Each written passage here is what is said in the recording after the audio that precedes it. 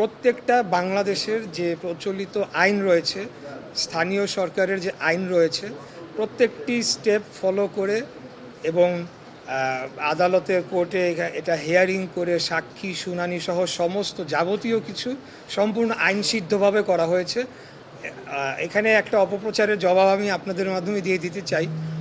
অনেকে প্রশ্ন তুলেছে যে এখন কেন, এত বছর পরে কেন, বা এটা এমন না যে ওয়ান ফাইন মর্নিং 5 অগাস্ট 5-এর পরে আমার মনে হয়েছে আমি কোর্টে গিয়ে একটা রায় লিখিয়ে নিয়ে এসেছি। এই মামলাটি কবে করা হয়েছে আপনারা খোঁজ নিলেই জানতে পারবেন। এখানে একটা টাইম ফ্রেম থাকে যে 30 দিনের মধ্যে অভিযোগ দায়ের করতে হয় ইলেকশনের ডেটের। সেই 30 দিনের মধ্যেই করা হয়েছিল।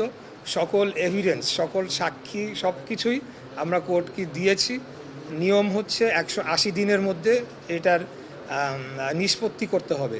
কিন্তু যেহেতু আইনের শাসন ছিল না এবং আমার অপোনেন্ট যে ছিল তাপস, সে সরাসরি কোর্টে হস্তক্ষেপ করত এবং আইনকে প্রভাবিত করে সে এই মামলাটিকে বহুবার বাতিল করানোর চেষ্টা করেছে।